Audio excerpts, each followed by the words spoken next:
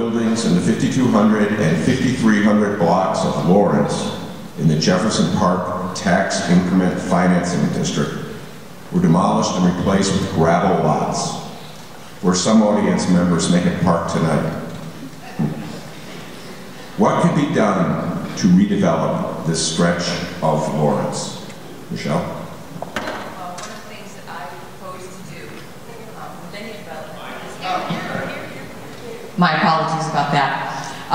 One of the things that I would propose to do is that I would set up a business advisory council, and that would consist of 2 members of each of the chambers, and I would have a dedicated staff member to assist in current businesses and recruiting new businesses. I would also create an online portal to supply information and opportunities to those who would be interested in investing in the ward. And so I would utilize those 3 things to help develop that area. Thank you. Next is John Garrido.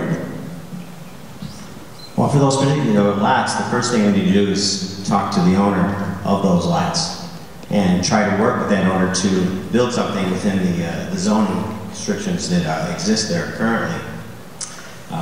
If that owner is unwilling to do something with those lots that I think would benefit the community, then we have to look at other avenues and see what else we can do to try to motivate that owner to do something there. I know there's several options on the table. We've got people out there who would like to buy that property to put up a photography museum. There's a lot of things that can be done with that space, but the first place it has to start is we have to talk to the owner of that property, and we have to set up a dialogue and bring everybody together and try to get them to move something forward there.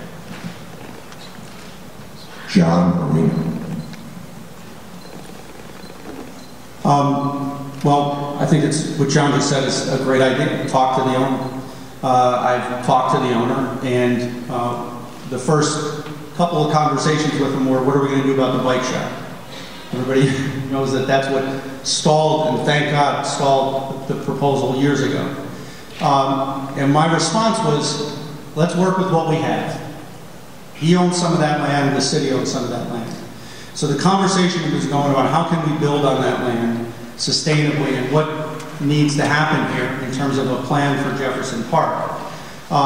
We need to work together on a plan for Jefferson Park. About, just like we did when I first came in office at 6 Corners, creating a master plan that will help guide our hand with the development community to say, what do we want to bring? And we need to have that conversation with the community, with the development community, and with the business owners here to make sure that we're on board, that we're working together to put together a vision for Jefferson Park as a whole. The transportation hub that we have here needs to be leveraged. We have over 12,000 people a day that travel through on the various, whether it's bus, train, or metro. We need to leverage that and pull that economic benefit out onto the street. Thank you. Michael? So every day that those parcels go undeveloped, that's a lost opportunity for residents of the ward, for the businesses that are here. So I agree, you got to talk to the owner. You got to have consensus. You got to understand what the community members want and expect, and get them involved in the process as well. That takes time, and we're practical people here. But one of the things I think you can do as Alderman is you can go to City Hall, follow an ordinance that says something like this. If you have empty property or empty parcels of land in an area for X number of years, then the owner of that property has to do something. Make it look beautify it, if you will. Whether it's planting trees or flowers, or putting up a cover that's attractive in some way. But just leaving it bare isn't enough.